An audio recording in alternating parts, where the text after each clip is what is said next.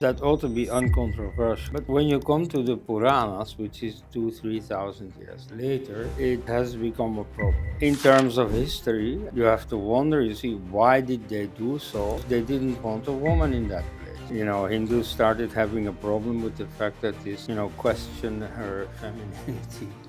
The identity of Bharat. During the Vedic time, how was Bharat identified? Hindu was brought into India by the Islamic invaders. Hindu is a combination of Himalaya and Hindu tribals or Buddhists or clean-shaven Brahmins, as the Muslims call them, upper caste, lower caste, or even Hindu sects that weren't born yet, like the Sikhs. Whatever they may say today, they are Hindus. A pure Tamil culture has never existed, at least not as far as we know. Sanatan Dharma is not used as a name for the religion. It had immediate advantages to convert a Muslim to spread Islam. By the time of the Vedas, the word Arya clearly means us. One of the first thought about these matters said explicitly, the origin of European culture is on the banks of the Ganga. Oh, okay. Yes. Uttishta Jagrita Prapya Varanna Bodha. Arise, awake, and strive for knowledge. Namaskar. Hinduism is a wicked pagan religion. That's what a white American said to Vivek Ramaswamy at a conference in the US. Bharat is not a Rashtra, but a union of states. Hindutva is not Hinduism. Very recently, Shauri went a step ahead, stating Savarkar's Hindutva should not be our Hindutva. Tribals are not Hindus. Several such noises come to your mind every day. In this episode, we will address some of these questions and much more on what is Bharat? How old is this civilization? Who were the Aryans? And how was Aryan-invasion theory debunked for Bharat? Is Bharat a Hindu state? And why is that identity constantly under attack? What are our civilizational symbols that we must know about? To discuss this, we have with us Dr. Koenraad Elst, a historian, a scholar, and an Indologist whose books have been continuously challenging mainstream historical narratives about Bharat's past. A bold and independent thinker, Dr. Elst's scholarship continues to spark important debates on the India's history and its future. Let's dive right into this conversation with Dr. Koenraad Elst. Welcome, Dr. Elst. It's such an honor to have you here. It's called the Indic Pen Uttishta Bharata series, and I know after this podcast, everybody is going to go back more knowledgeable. Uh, my first question, before I get down to the series of questions I have on Bharat, its identity, and Hindus, my first question to you would be more on your personal journey. What got you interested in studying Bharat? Well, I wasn't interested in studying Bharat. I was studying Hinduism Okay. with great interest, but I didn't think that I had to go to Bharat for that. You see, if you study Socrates or Aristotle, you don't have to go to Greece. And so I thought, you see, Hindu thought is interesting very much, but no need to go to India. But so well, the story is that I got divorced, but back then I was happily married. And it's because my wife got a scholarship for India. Okay.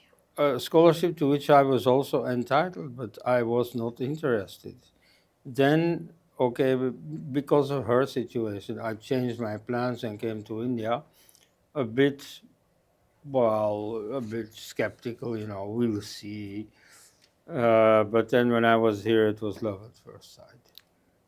1988, the first time you landed in India. Yes. And since then, you've been constantly coming back to the country. Not just coming back to the country, you've been very vocal for its identity and especially the Hindu identity that the country holds. Uh, so that brings me to the question of Bharat. How old is really this civilization? Right. Well, the rest of the world, at any rate, saw it as a distinct entity and a distinct unity since, at the very least, 2000 years. The Roman traders, the Chinese pilgrims, and so on, they knew that there existed an identity India. Hmm. And so when they came here, they had no problem, writing to their to the people at home that they were in India, whether they had landed in Kerala or gone to Vihars in Bihar. I mean, India was a unit. I mean, now there are some, humorless commentators who insist that there was never an India back then. Now that, the rest of the world apparently thought there was an India. Hmm. But since you quoted Romans and Chinese, we also have our own texts like the Mm, Mahabharata and yes. Rig-Veda. One, the question is, why do we not don't why does the world not trust these texts to actually uh, calculate the Mm, timeline for Bharat? yeah, partly is of course that they don't know much about it. And the other reason is that, yes, indeed, India is more mistrusted than other ancient civilizations. Not today, it's not that there's anything dangerous about India. So, like today, for instance, in America, you see that Chinese students are being mistrusted. They might be spies, whereas Hindus are also hostile, treated in a hostile way, but for different reasons. There is, India is seen as benign, Hmm. much unlike China or unlike the Arab countries. Um, but there is, it may not be very harmful, but nevertheless, it's unpleasant, the perceived tendency of Indians to deceive. Hmm. That is a very old reputation already that Indians have. Hmm. In the early, not even colonial, the early travelers, 16th century or so, they have these stereotypes about the perverse Chinese, the fanatical Muslims, the indolent Buddhists, Hmm. and which is why the Tamils and so on were exported as labor by the British Empire to Singapore, Mauritius, and Hmm. so Hmm. on. And then the deceptive Indians. Okay, that was not a very good reputation to have since ancient Yeah, times. yeah. But so the since you asked about the ancient texts, well, the Puranas do contain a lot of nonsense. Oh. However, Hmm. yes, watch out. Hmm. Um, I mean, if you see stories evolve from the Vedas on down, they get far more fanciful and exaggerated and so on. Like, for instance, the Vedic rishis, they pray to their god, please give me a long life, let me become 100 years. Hmm. Now, that's not that usual, but that's realistic. Some people do become 100 years. Hmm. Whereas in the Puranas, you have Vishwamitra who wants to achieve something, and so he does a penance and he goes fasting for 1,000 years. Hmm. You Hmm. know, so like the Hmm. yugas are a perfectly manageable time cycle, but then in the Puranas they become 100,000 years and so on. So, you have to watch out as a historian if you want to see what is real history. The Puranas are a dangerous source, or let's say a challenging source. I mean, historians have to confront that all the time. What is the source worth? And so, in favor of the Puranas, I would say there is one very strong part Hmm. of the Puranas, which is the king lists. Okay. Now, because they come from India and from the Puranas, many Western historians have a prejudice, this is not serious. But the history of Egypt or Mesopotamia could not have been written without their respective king lists. And so this is a very important source of information, and it was treated very carefully in the old days because it was very important. You see, the job of these chroniclers was to, aggrandize their dynasty of their employers. And so the very first thing they had to do was to note their very existence. So you get these king lists, and they are the most reliable part of the Puranas, Puranas. and they go back very far. Then which is the text that we should be 100% sure of about the deceptive Indians? Which is the ancient text that we should refer to? Which we should consider as, more likely to be closer to truth? Well, an example to which I'm rather attached uh, is the descriptions of the person Ila. Ila is the foremother of the Vedic rishis, the daughter of Manu Vaivasvata, and her son Pururavas founds the lunar dynasty. But so she is worshipped by the Vedic rishis. There's a triplet of goddesses with Bharati and with their life artery, the Saraswati River. But so she's one of them. And there is no doubt whatsoever in the Vedas that she is their foremother, that she is, first of all, a woman. Okay, that's like, that ought to be uncontroversial. But when you come to the Puranas, which is 3,000 years later, it has become a problem. Apparently, they didn't like that the central figure of their genealogy was only a woman, right? So they make of it that she was originally a man, Sudyumna, who, when traveling in an enchanted forest, he went swimming in a pond and he came out and he discovered that he'd become a woman. Oh, okay. Yes. And so she starts life as a woman and then nothing else to do. She gets married, gets children, and then she displeases the gods. And the gods say, okay, you get a punishment. We're going to take half of your children away. But you, as a boon, you are allowed to choose which ones. And so she says, well, in that case, please take away the children I've had when I was still a man, because a father loves his children less than a mother does. Later, she does something to please the gods. And the gods say, okay, you get a boon. You can choose in what sex you want to continue living. And she says, well, now that I know both, I know what to choose. I want to continue as a woman because a woman enjoys intercourse 9 times more than a man does. Right. That's a very old myth. You find it in Greek mythology also. Okay. Yes. Okay.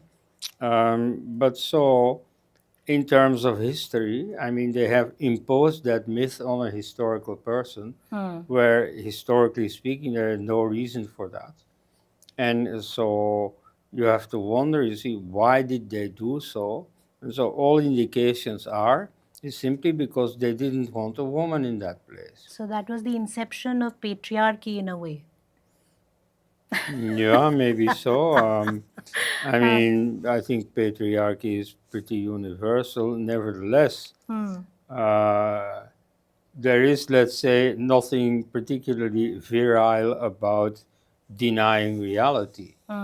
And so at some point, Hindus started having a problem with the fact that this mother, drew all the attention. So they per se wanted to, question her femininity. See, but so that's a good example of how the Puranas are interesting stories, but as a source of history, dangerous. So what you suggest is Vedas are more likely to be Yes, authentic in terms yes. of what they report. And so the Vedas did not try to be history. That Hmm. they're not chronicles. So how But long before do you they're think more innocent. how long before do you think the Vedas came into being? That's another research object. Hmm. So I'm not going to make myself many friends when I say I am rather confident that about 3300 BCE is the beginning date. Wow, that Yes. long ago. Well, you have Hindus who say no, 10,000 years Hmm. ago, Hmm. 900,000 years ago, and so on. No, but That is we'll that I believe a historian more than the yeah regular believers of yeah. faith. But that brings me to the question that you also kind of brought in during your initial, message, and that is about Bharat, the identity of Bharat. During the Vedic times, Hmm. how was Bharat identified? Unlike what we are made to believe today, that it was always a union of states and there was no Bharat, so to say, and there were different kings, eyeing for each other's land and they were fighting constantly. So it's not like there was one great, big, one piece of land that identified itself as Bharat. What do you suggest? I mean, Well, there were many small kingdoms in India, obviously, mm, and so India as a unit only came about gradually. mm, And so it's especially in the first millennium BCE mm, that you get an ideal of unification of India. At mm. that time, there is already a definite consciousness of a cultural unity, which Okay. gets nurtured by pilgrimages around India, um, but not yet in reality. So you get the Mahabharata, where you get stories about unification where the Pandava brothers do a Digvijaya. Mm. They conquer each quarter of India, but that's more story than history. Mm. So there are historical elements in the Mahabharata, but this is not one. So, what are the historical elements one needs to consider and identify that this is how long back Bharat existed? Apart from, of course, the Vedas Yes, too. well, there is a difference between the cultural and the political dimension. You see, the political dimension, well, starts with King Bharata. Mm. That's a historical character. Mm. I mean, mind you, people in the papers and in Tamil politics and so on are going to say, "Oh, mythology." No, no, no, no. King Bharata is a historical character, Mm. just as Rama and Krishna are historical Mm. characters. And he is credited by his court priest Bharadwaja, the Mm. first rishi, Mm. with being the bringer of the fire. That Mm. is to say, the starter of the fire sacrifice. So the Vedic tradition is founded by King Bharata. Mhm. There is very little said about him. Later in the Puranas and so on, you'll get more stories, but beware. But so, in terms of history, that's what the only figure that we know of who knew him personally has to say about King Bharata. Mhm. He brought the fire. The fire ritual starts with him. And the name of India, Bharat, the descendants of Bharata, effectively means, now I'm going to make a lot more enemies, but okay, here it comes, effectively means Veda land. Ah. It celebrates the founder of the Vedas, of the Vedic tradition. Mm.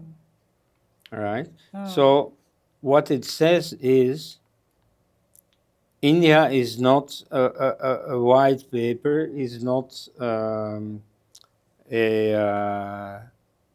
um, is not an empty space that we can fill in the way we want. No, India has a civilizational history. Mm. It has an identity. It was Vedic. Now, mind you, I am very well aware that not all of India, not all of Hinduism even is Vedas. I mean, you have people who say, oh yeah, like Islam has the Quran, Hinduism has the Vedas. That's an incorrect comparison. Statement to make. So there's a lot more to Hinduism than the Vedas. There was a Hinduism before the Vedas. But yes, you see, they have acquired a predominant position. And there is a story to that, namely, politically, this King Bharata was not much. You see, you will permit me the comparison. You see, his kingdom was something like Belgium on the Saraswati. Okay. Yeah. That's small. Yes. And so it's like between the Saraswati and the Darshadwati rivers, both, gone or reduced to an unimportant rivulet. But so it is that small, yes. And his descendants have added a bit to it, especially King Sudas, who conquers Panchala, the Doab between Ganga and Yamuna, and then next conquers West Punjab through the Battle of the Ten Kings, the most important historical event in the Rig-Veda. But even then, even at its very, very largest, is less than 1/4, the northwestern quarter of the subcontinent. All right? It never becomes more than that. Even in the Hati Gumpa inscription about 100 BCE in Orissa, Bharatvarsha is mentioned as the country west of the Sadanira River, which is the border between present-day Bihar and Uttar Pradesh. So it is Uttar Pradesh, Haryana, Punjab, Rajasthan. That's more or less their idea of Bharatvarsha. And so with this, the war that is eternalized through the Mahabharata epic, well, their chances of further growth, are really stopped in their tracks. And, there is no further Bharata conquest after that. So you mean to say Dravid, what the entire narrative that is being built about Dravidians are not Hindus and they are not the people who initially formed Bharat is actually true? Not entirely. Okay. So they are initially not part of Vedic history. Okay, the Vedic horizon is northwestern India. And then it doesn't stop, but the political expansion stops. And so India is fragmented and it remains fragmented. You see, and here we are, Mahabharata war. Jijit Natumuri Ravi, in his recent book, Geography of the Mahabharata, gives us a date 1793 BCE. So I wouldn't pin down on a specific year, but I also think first half of the second millennium BCE. Okay. And so what he also says is that, there are many parts of India that are unrelated to this one, but so through the cultural expansion that follows in subsequent centuries, the Vedas become a presence in the whole subcontinent. Okay. What happened was that, and not by conquest, but by invitation. You see, the South Indian kings wanted to add the prestige of this novelty of the Vedic tradition to their dynasty. So they invite reciters of the Vedas to come and settle. That's how these agraharas come about. There are special neighborhoods set apart for them. They get tax benefits and so on. They're really welcomed. Why? Because the Vedic tradition is being welcomed. They want to be part of the Vedic tradition. And by that way, they want to be part of the larger sense of Bharat. Is that so? Well, I don't know if it had that political dimension yet. Okay. So what starts from there is an aspiration for political unification, Mm. which starts to become real with the Nanda and Maurya Maurya dynasties. So dynasties. now we are like 300 BCE. Mm. But even then, the largest that the Maurya Empire reaches is still only half of the subcontinent. Subcontinent. So you could say with the British propaganda that before Queen Victoria in 1857, Mm. India was never united. Okay. Okay. But culturally, already there was a strong sense of unity, certainly since the first millennium BCE. And this sense of unity was right from what part in the north to the south to the west to the east? This cultural unity, Yes. what the current countries, if we name them, which were the parts that were culturally unified with? Well, as you find in the Vishnu Purana 2000 years ago, Hmm. there was the strong sense of a unity from the Himalaya to the ocean. So the whole subcontinent, which has like fairly clear natural borders. So everybody knew what territory they were talking about. And from the west to the east? Yes, I mean, with Pakistan, you have also a largely natural border, Hmm. the Hindu Kush Mountains and so on. And in the east, the same thing. The Gulf of Bengal, the Bay of Bengal, Hmm. is a natural border. So, Hmm. I mean, the contours of India are quite uncontroversial. You mentioned a very important aspect about the Vedic traditions. Mhm. Very recently, there was something triggered the social media. That was when an American stated in a conference to Ramaswamy, saying that you follow a religion which is a pagan religion. Yes. So that idea of the West of the Indian traditions and faith systems, and that is where I come to your area of expertise on Mhm. Hinduism. What was there? Because we also, quite like the Romans, prayed to the sun, the moon, the nature. We were nature Mhm. worshippers.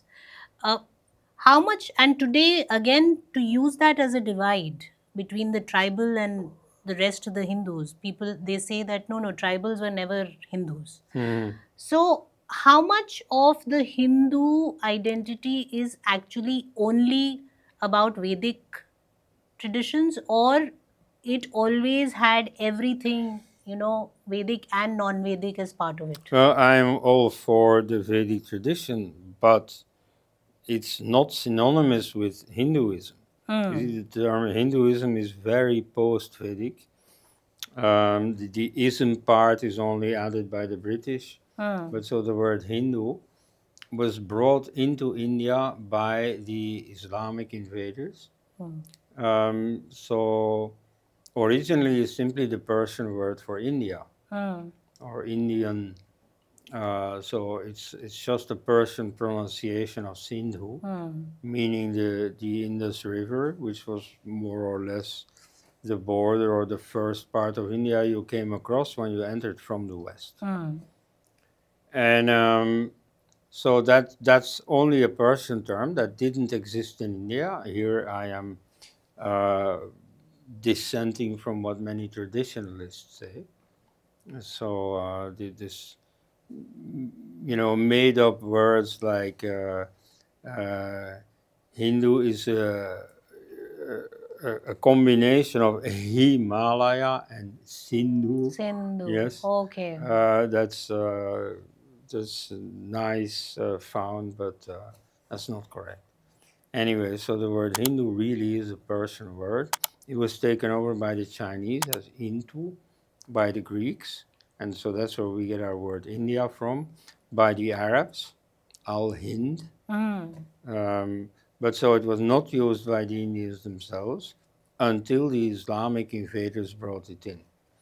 And then it still retained the meaning of Indian, Hmm. but with a footnote: Indians except us Muslims.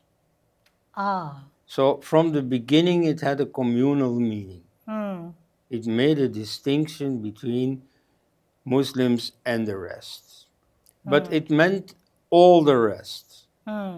So whether tribals or Buddhists or clean-shaven Brahmins, as the Muslims call them, Hmm. upper caste, lower caste, or even Hindu sects that weren't born yet, like the Sikhs, the Lingayats, and so on, the Ramakrishna mission, whatever they may say today, they are Hindus.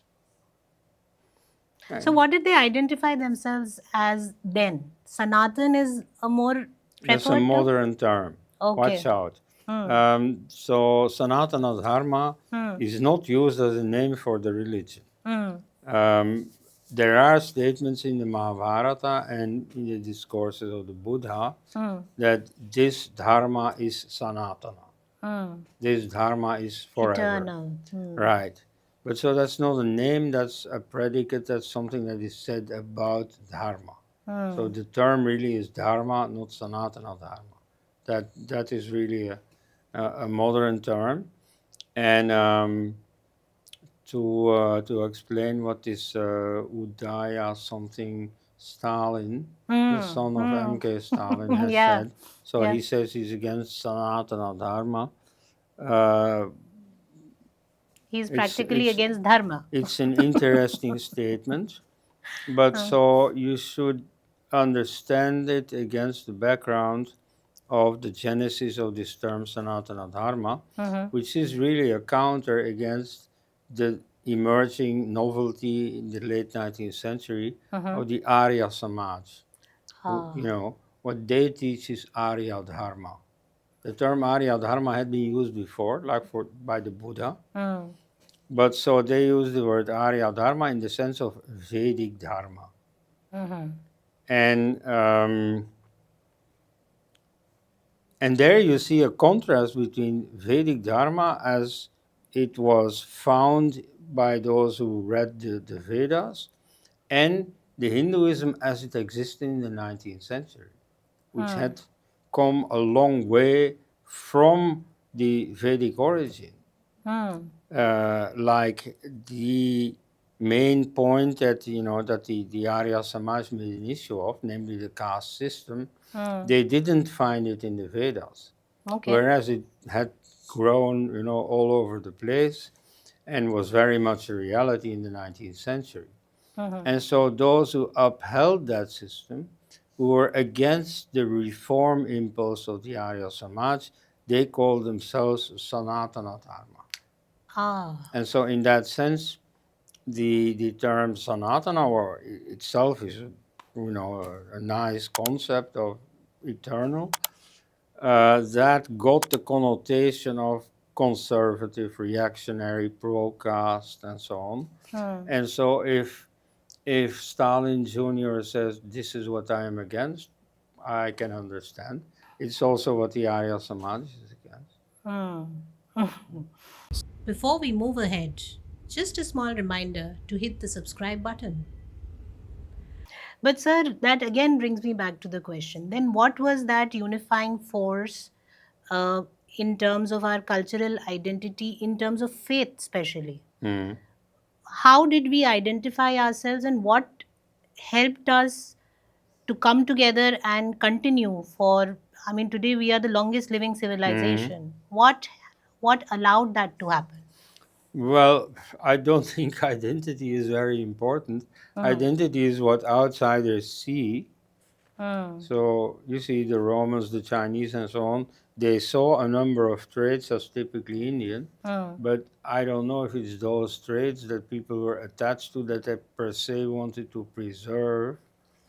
The traits that make up a nation that are typical for a nation are often not the stuff that makes them survive, that they are enthusiastic about or something. I mean, I somewhere in my books I give the comparison to the Italian nation. Hmm. So in the time of the Romans, they were known for strong organization, martial, and so on. You know, since the Middle Ages, that's not at all the image of Italy. it's very frivolous, and music, that's what they're good in, and amore and so on. But you wouldn't want to entrust any organizational tasks to them, Mm, mm, you know. mm. And so, uh, that type of identity, I don't know if that's something to be proud of or to preserve. Mm, You have these stereotypes like the drunken Irish. mm, Is that mm, something to be proud of? I don't know. mm. Of my own people, you see, the neighboring Dutch and French have jokes about the stupid Belgians. Uh, yeah. Mm, mm. So you see that is not the important part of India. Okay. Yeah. So, what unified India then? Really? Well, I think that religious enthusiasm is an important part of it, of course, Mm. and that is made by, well, religious leaders. You see, who Okay. give an impulse that creates enthusiasm among the crowds. So, what you're saying is it's more political. No, I wouldn't say that at all. Mm. No, you see, here I am with Mahatma Gandhi. I am known to have criticized Mahatma Gandhi, but you see, he had a few good ideas. Mm. And so, you see, he put the emphasis on the spiritual side.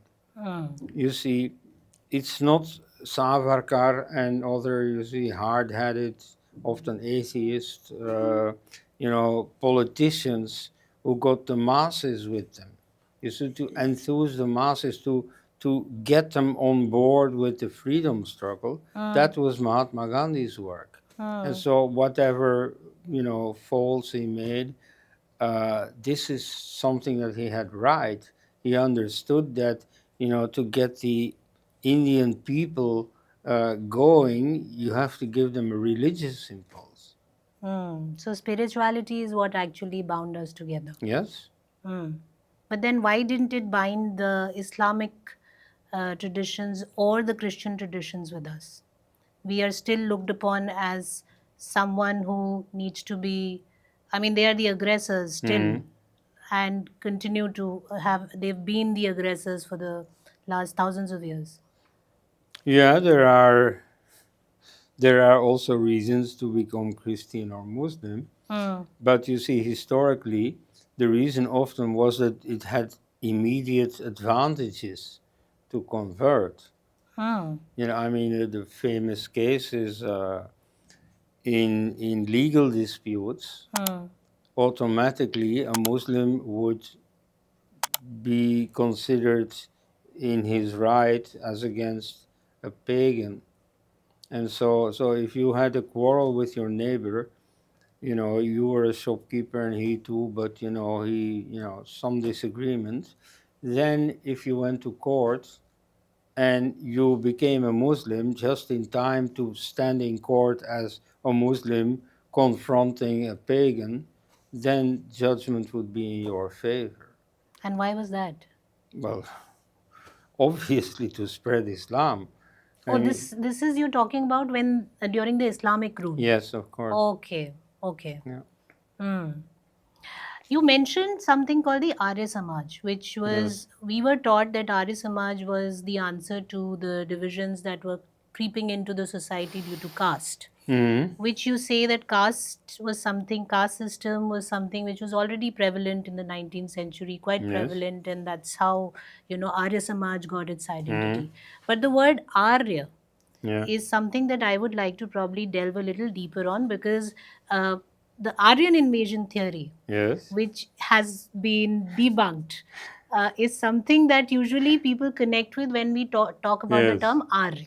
Yeah. So, who are the Aryas, and how and why was this Aryan invasion theory not relevant for India ever? Hmm. Right. About the word Arya, let's start at the beginning. Right. So the etymology of the word Arya is very much in dispute, and it's still not settled. Mm. So there is a connection with the Greek verb ararisko, which means to fit everything in its right place, Mm. appropriate. That sense. Um, Then you have a Marxist interpretation that gives art the meaning of to possess property. So the Aryas are the property class. Then there is the connection with the idea of agriculture, like you have a Latin verb arare, to plow, and so it would then mean the agriculturers as opposed to the hunter-gatherers, the more advanced ones. I mean, you have a number, and there's something to be said for each of them. But by the time of the Vedas, the word Arya clearly means us. It Oh. means a fellow tribesman, a brother. And not only in the Vedas, in Iran it had the same meaning, and among the Hittites, Okay. all Indo-European peoples. And so the tribe in which the Vedic hymns first were composed was the Paurava tribe, the descendants of Puru. Puru. Puru is one of the five supposed ancestors of the five peoples, the five tribes. So one of these is where the Vedas start. So initially, the Vedic tradition is not a pan-Indian tradition at all, not even among those five tribes who descend from Queen Ila, but just of the Paurava tribe. And then within the Paurava tribe, you get one clan, the Bharatas. And it's just mostly this is where it starts. And so when the Vedic tradition becomes popular and becomes influential among other tribes, then the word Arya gets the meaning of Paurava and specifically of Vedic. And so from there comes the idea of civilized, those who are with the new Vedic tradition as opposed to the, savages outside. And this is also probably why the Buddha calls his own teaching Arya Dharma. That's also a reference to the Vedas. I mean, he was a cultured man who from childhood had the Vedic education as a Kshatriya, as a princeling. Um, and so, which clearly carries the idea of, I am continuing the Vedic tradition, perhaps unlike the others. You see, there's a lot of decadence is in the Vedic, but I am upholding the real Vedic norms. Then in South India, partly it got the connotation of north. That's why the term Aryavarta, unlike the term Bharatvarsha, never extends to the whole subcontinent. You see, it stops at the Vindhya mountains, and so the connotation with South India never really breaks through. Like the Tibetans, the northern neighbors, they use Aryavarta as the term for India. Well, in Tibetan form, but you see, for them it is India because looking from the north, you don't see all the way to the south. So for them, the whole subcontinent is Aryavarta. Whereas in the south, it gets a connotation of up there, not us. Right? Except in a real religious sense, because the South also becomes Vedic. And so here I very much disagree with M.K. Stalin. You see, a pure Tamil culture has never existed, at least not as far as we know. You see, the farthest we can go back is the Sangam culture with Tiruvalluvar and so on. There already the Vedic influence is very strong. Already strong. And so the Tirukural is something like a Tamil version of the Shastras. And the first grammar clearly has the imprint of the example of Sanskrit grammars, and so on. So there must have been, if you go back far enough, a, a Tamil culture uncontaminated by Vedic influence, but we don't have those texts. You see, as soon as there's writing in South India, it's influenced by North By India. ah.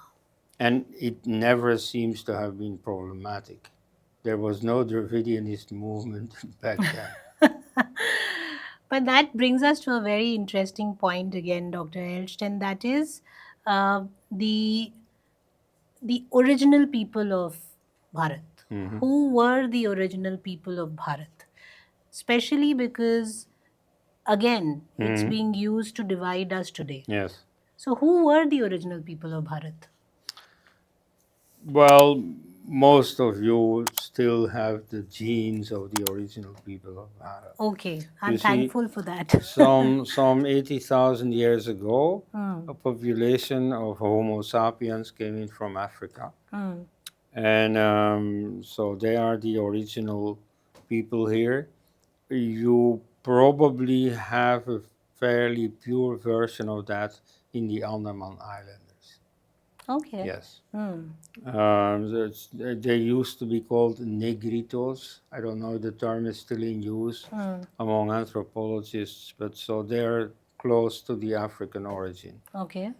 Then you get all kinds of mixing, all kinds of migrations in the rest of the world Hmm, also. hmm, Um, but so the Dravidians are aboriginal for as far as we can see. However, mind you, there is a theory that says that they came from Iran.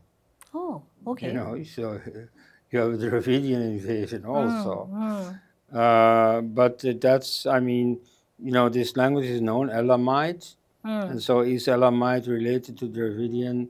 The jury is still out on that. hmm. A more clear-cut case is another minority, the Munda languages. Ah, yeah. You Hmm. see, in the case of the Aryan languages, many people had an interest in becoming Aryan.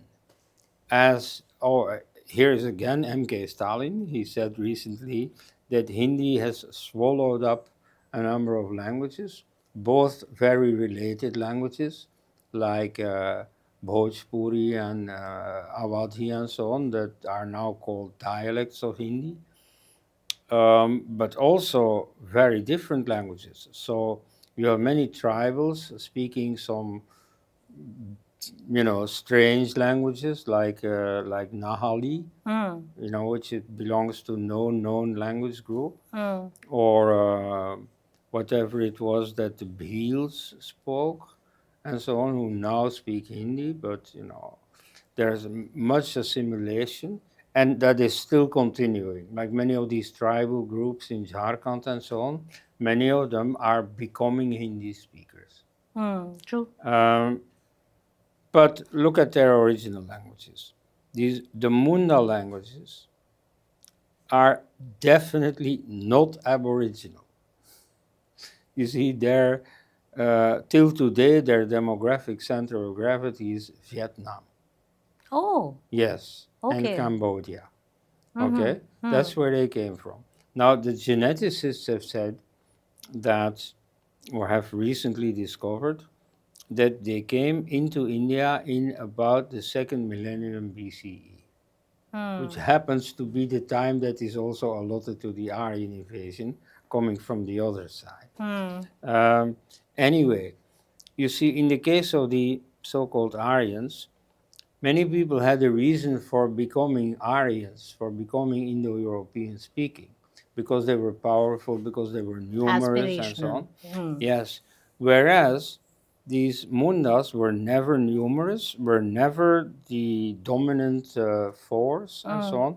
Nobody had a reason for becoming a Munda speaker. Hmm. Occasionally in a mixed marriage, maybe, Hmm. but generally not. So, in this case, genetics may have something to say because there's not much admixture. All these people speaking Munda today are probably real descendants of these original immigrants. Okay. Yes. Hmm. So in their case, genetics may have something to say. I'm fairly skeptical about people who say, "Oh, genetics has proven genes don't speak." Hmm. Right?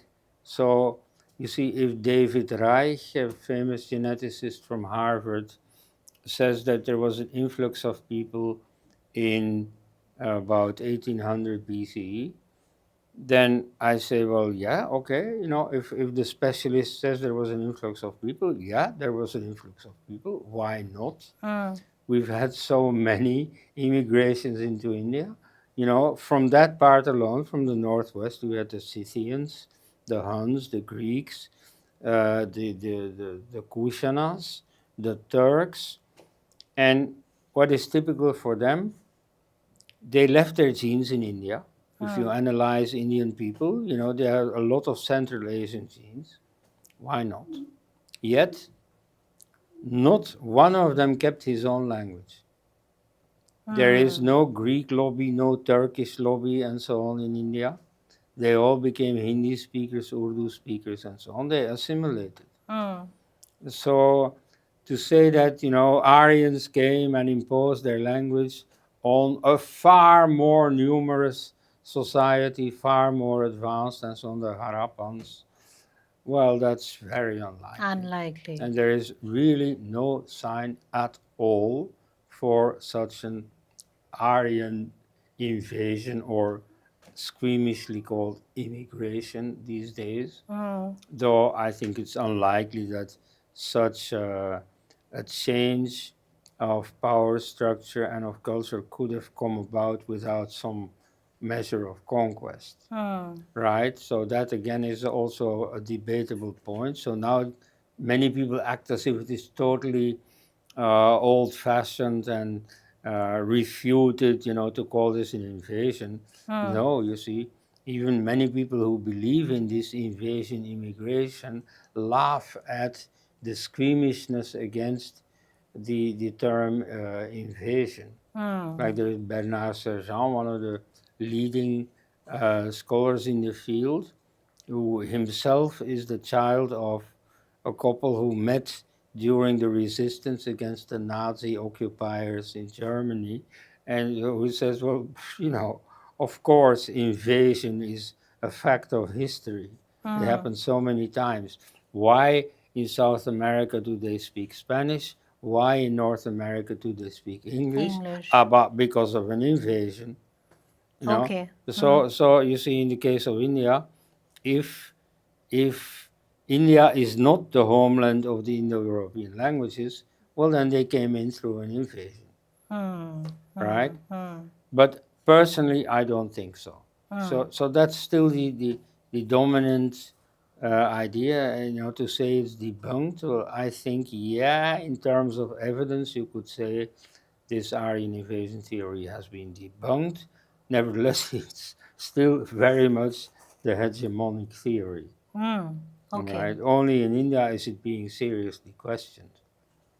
But then, Dr. Elst, what about this idea that even Germany had of the pure race? And Yeah. we also talk about the Arya as the pure race. Similarly, other Yeah. parts of the world have their own definition of the pure race.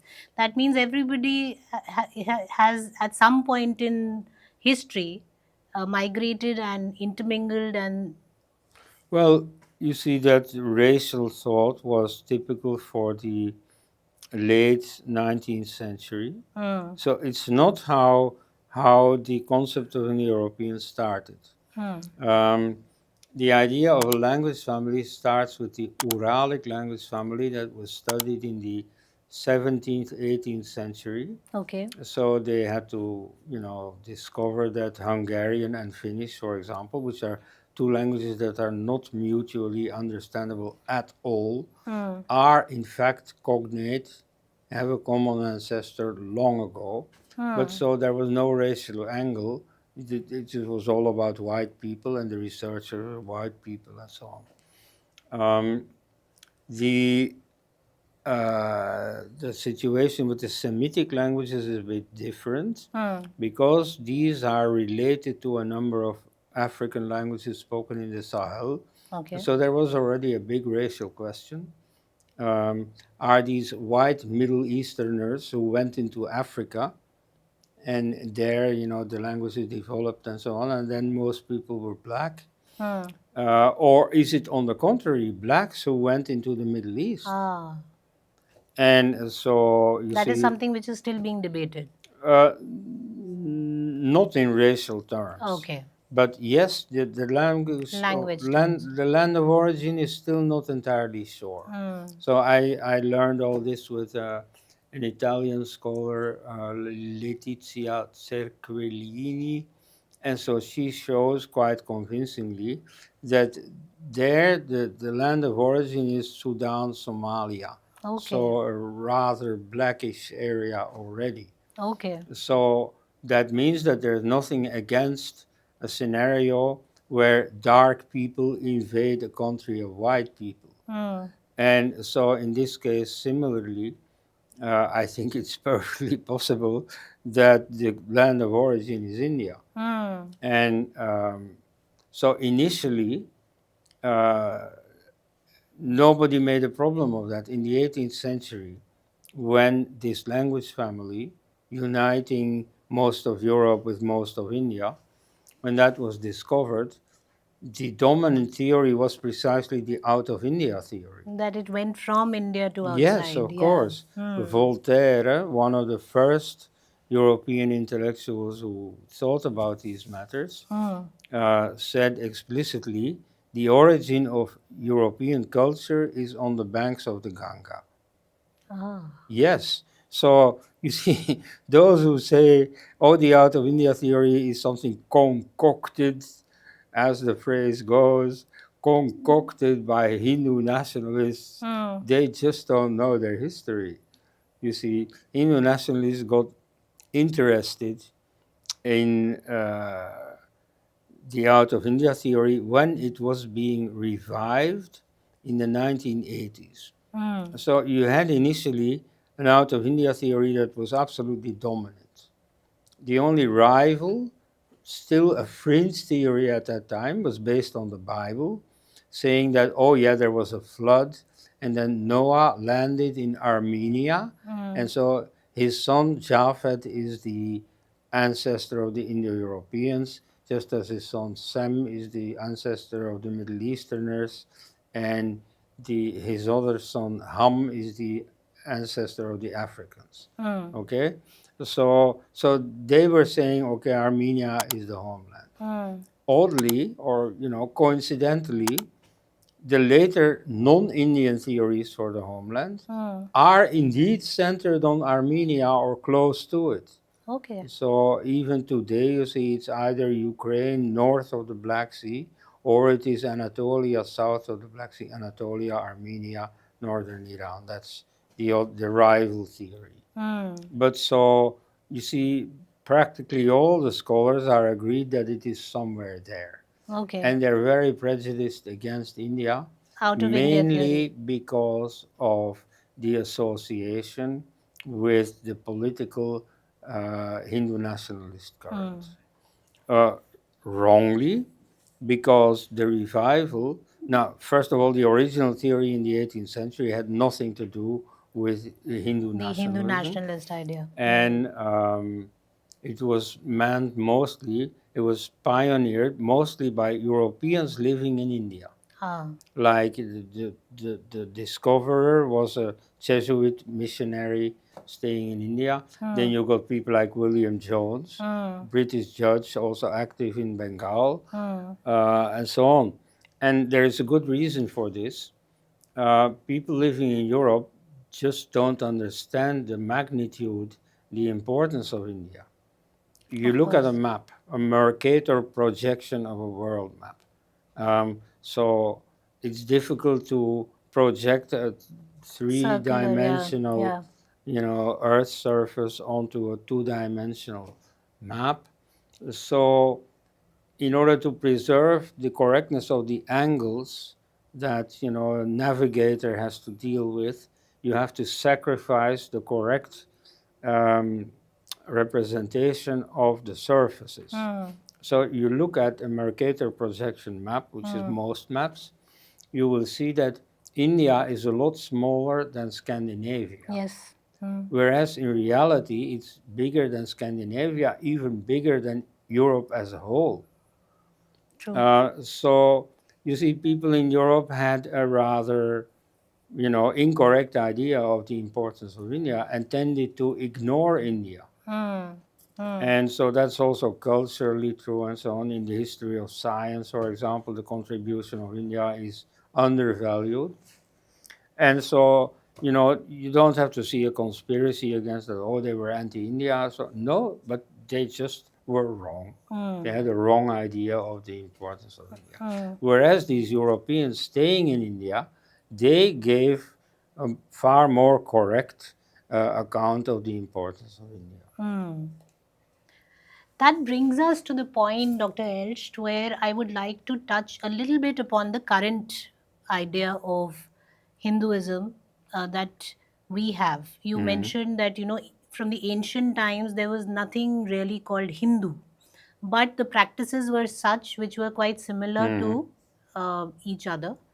And in a particular region, they kind of, we identified with those practices. Mhm. We talked about the language aspect, and that Sanskrit being the main language of Vedic traditions, and how Vedas and Vedic tradition gained influence by way of interest and not really conquest. We also talked about the fact that, in the up until the certain century, the 18th century, people, I mean, there was the idea of out of India was Mhm. also quite acceptable, and it was not really looked at or pushed back with this idea of Aryan invasion theory or Aryan Mhm. immigration theory. But today, when we are a nation and when we Mhm. are talking about Bharat again, from Yes. India to Bharat, and we have a government in the center which is considered to be a Hindu nationalist Yes. government, where does a Hindu, how should a Hindu identify himself today as? Yeah. Well, I have to disappoint you a little bit about this Hindu nationalist government. Mm, Uh, when people speak about the BJP as Hindu nationalist, they are being very anachronistic. okay. Yes. In, every party that does history in India, and this is a general criticism, Mm, happens to be very anachronistic. You mm, see, when I see Hindus doing history from the Hindu angle, there's also a lot of anachronism involved. mm. Like they have no sense of time depth. You see, they don't see that saying something about history 2000 years ago does not have consequences necessarily for history 4,000 years ago. I Mm, mean, they see this, like the way you look at the stars. mm, You see only lights in the sky. You mm. don't see that one star is only 4 light years away and another is a thousand light Much years older, away. yeah. And so, similarly, this is a problem in India that many people don't see that there is different time depth for different trends, different facts, Understood. and so it's not only Hindus who do that; their enemies also Of do it. course, yeah. And Mm. so, apart from ancient history and so on, which I found very interesting, nevertheless, in modern history, it's also a problem. So Hindu nationalism was a real movement in the mid 20th century. You Okay. had the Hindu Mahasabha, you had Veer Mm, Savarkar, and mm, so on. mm. The RSS at that time was very much a Hindu movement. Okay, there is a lot wrong with it, but nevertheless, you can't deny that it defined itself as a Hindu movement. Mm, And so when Shyam Prasad Mukherjee set up the Jan Sangh, the earlier incarnation of the BJP, he meant it as a Hindu party. mm, And so you had a number of strongly Hindu politicians in the beginning, like Balraj Madhok, like Raghuveer, but that's long ago. And this Balraj Madhok was even thrown out of the party party, yeah. because there was a strong, well, secularizing tendency Mm, with Nanaji Deshmukh, with Atal Bihari mm, Vajpayee, and so mm, on, that wanted to get rid of this Hindu element. and they did so. You know, using the episode of the Janata Party, when the Jansang merged into the Janata Party and then was reconstituted as the Bharatiya Janata Janata Party. Hmm. So all the Hindu elements were washed out of the new manifesto. Hmm. Like people say, oh yeah, the BJP is for a Hindu Rashtra. Well, maybe the Jansang was for a Hindu Hindu, not Rashtra. the The BJP. BJP, no, Wow. not even formally. Hmm. And so they became a secular party, but then they found in the 1980s that that didn't work. You see, they didn't win the elections. They had 4 seats and 2 seats. They were pretty much disappearing.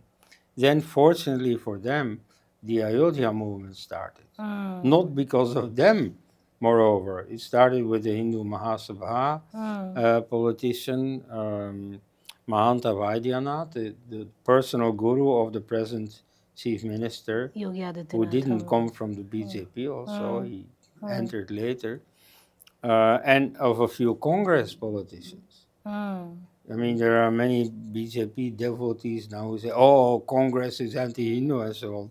No, you see, it became that a little bit with Rahul Gandhi and so on, but, you know, at the time, there was a strong Hindu current within Congress.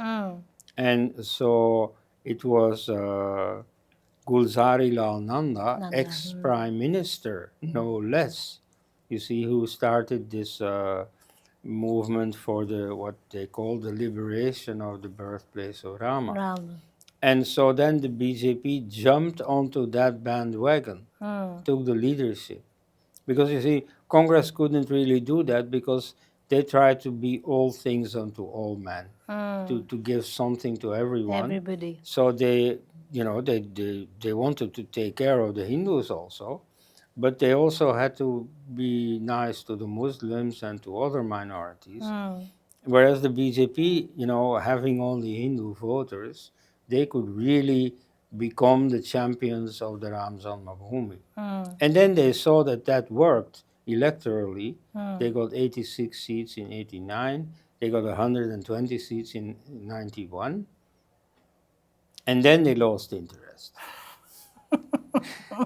And then they lost interest. So the demolition in 1992 is partly due to that. You see, the Karsevaks, you see the boys there in the field, I mean, on the terrain, they were disappointed by 2 things.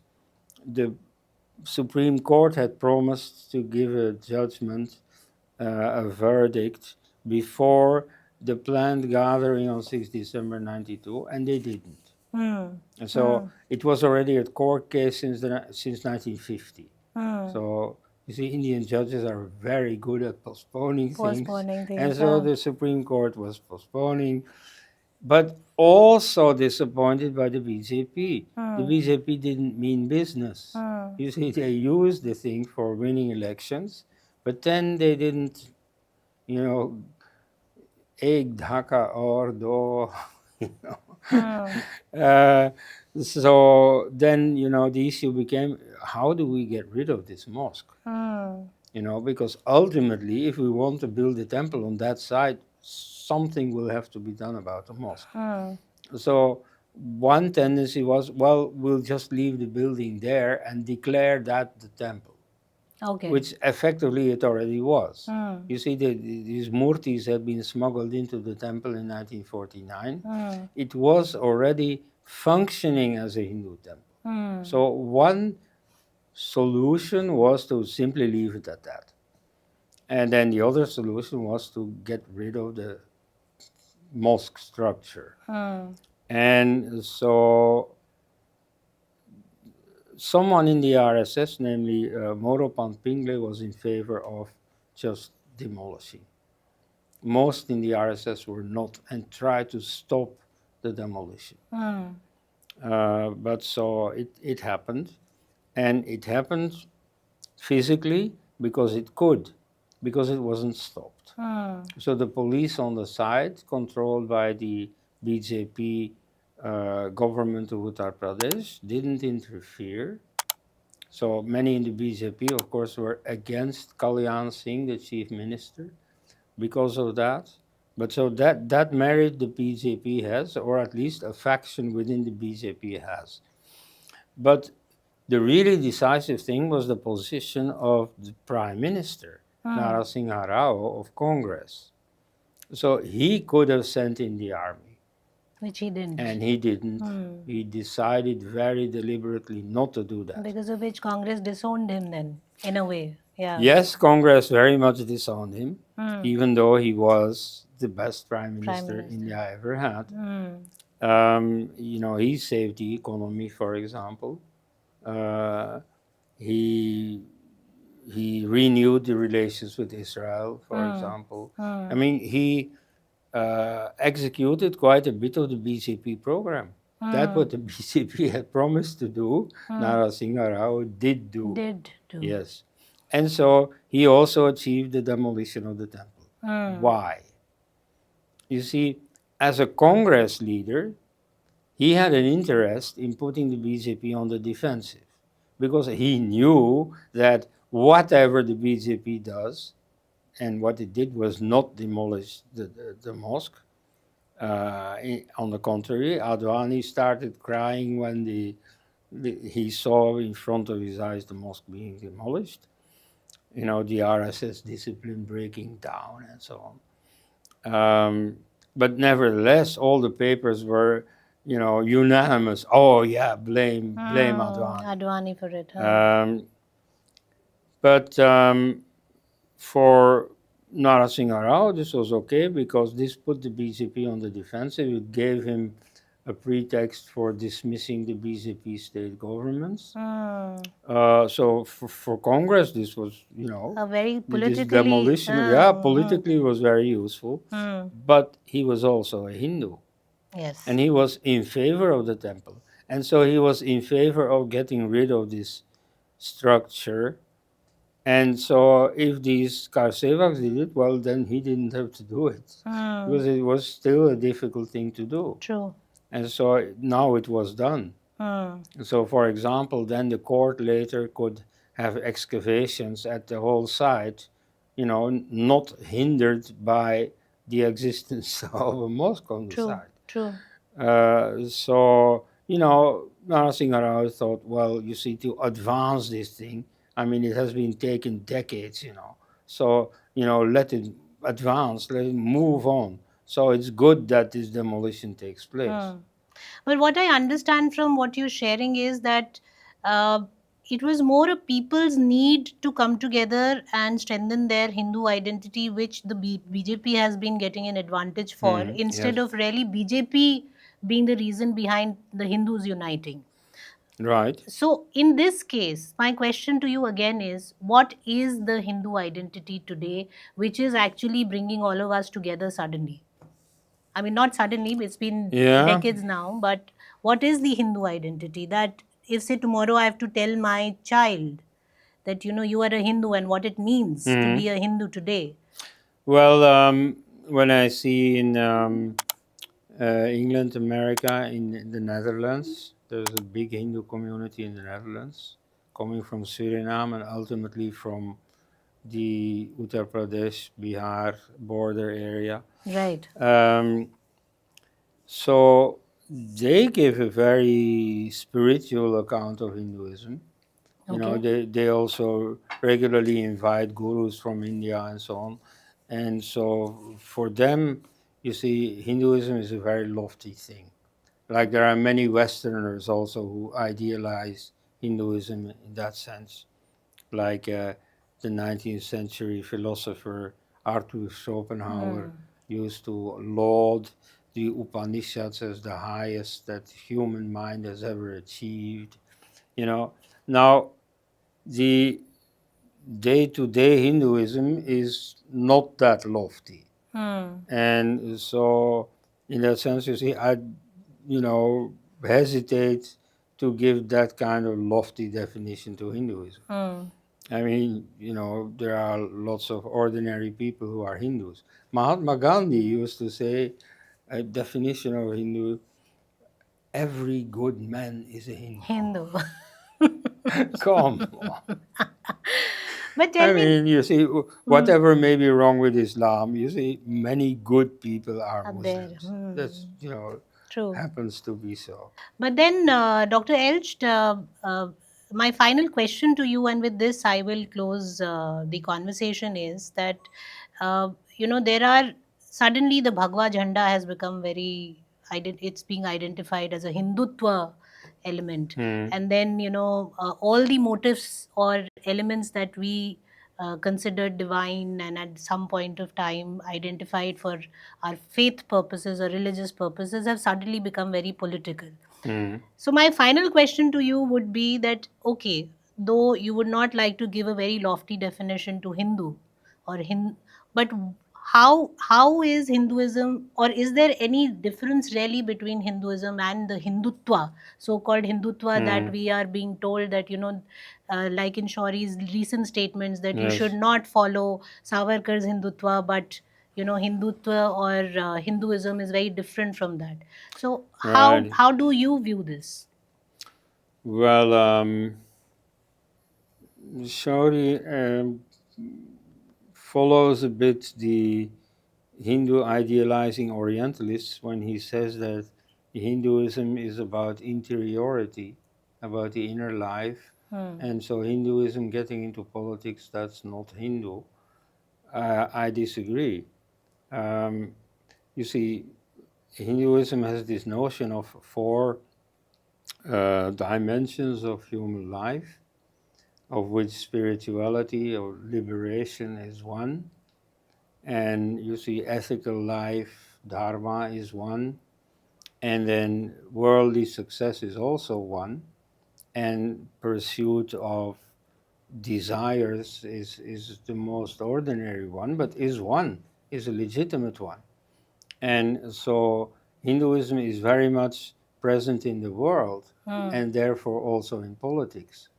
And you see, Buddhism as a sect within Hinduism uh, is only a moksha shastra, is only a system of spirituality. Spirituality. Hmm. So it keeps his hands clean. That's maybe also why in the West it's very popular. You see, it is not identified with the caste system, for example, Hmm. with social inequality and so on. It's a very interesting topic that I will not go into right now. But so there you can say, oh, Buddhism is interiority, is the inner life. Hmm. Now, of Hinduism, you can't really say that. Say that. Hinduism is a lot more than that. Hmm. And so, Hindu politics, I'm not per se against that, though I am not too enthusiastic about some specificities of Savarkar's politics. Hmm. This whole mixing with the European idea of nationalism is not so felicitous. Hmm. And so the type of Hinduism represented by formerly the Hindu Mahasabha, now still the Sangh Parivar, I, well, I've written a critique of that in 1997, BJP versus Hindu resurgence. So I think that is a very, peculiar form of Hinduism that does Hmm. not do justice to the whole thing. Hmm. So I am half in agreement with Shauri's critique and half not. Um, but so whether Hindutva is the best type of defense of Hinduism, I am not sure. Partly yes, in the sense that you see, when you're being attacked, you do need to defend yourself. Of course. And that is how the Hindutva movement started a Started. century ago. When they perceived that Hinduism is under siege. You see, some people like M.J. Akbar has written a book about, essentially, mocking this notion. No, you see, Hinduism is really under siege. Like, you see, apart from anything you can say about Islam. Let me talk about Christianity. I know what I'm talking about. You see, of course, we were taught in school that our missionaries, and my country was very productive in missionaries, produced very many Catholic missionaries. Of course, they are going there to convert people. Of course, they are offering legal services to tribals whose land was stolen by zamindars and so on. Um, of course, you see, Mother Teresa offers medical services or whatever to convert people. About the finality of we have to convert them, there was no doubt whatsoever. Of course, Hinduism is under siege. And so that there there was a reaction against that. I think that's perfectly normal. That's what you would expect of a human population. But then you see, when it comes to the details, you know, in the 1920s, when the Hindu Mahasabha and the RSS were created, nationalism was all the rage. Um, Partly it stems from the 19th century, in India especially from the Italian reunification movement, very much popularized by Savarkar. Um, and then from the First World War. So after the First World War, you get an enormous, cultural militarization. All these, you see, musical bands and sports associations and so on. They took on something military. This parade and uniform and so on, which is exactly what you see in the RSS. You see, that was, their whole style was, you know, participating in a worldwide movement of nationalism. And and I'm not in favor of that movement. You see, I mean, I see the damage that nationalism has done in Europe, and it's not the best thing that some Hindus are imitating that. You see, I think Hinduism has much in its own tradition that offers answers for today. They should not imitate what the West has to offer. On that note, and with many more questions left, I would be inviting you back again, Dr. Elst, because I think our first conversation led to this one, and I'm sure that many more conversations we are going to have when you're back in India again. Thank you so much for making time for us today. Mhm. And I am so, so honored. I am full of gratitude for you to be able to come all this way to Noida and join us here for the podcast. Thank you so much. फिर मिलेंगे. फिर मिलेंगे sir.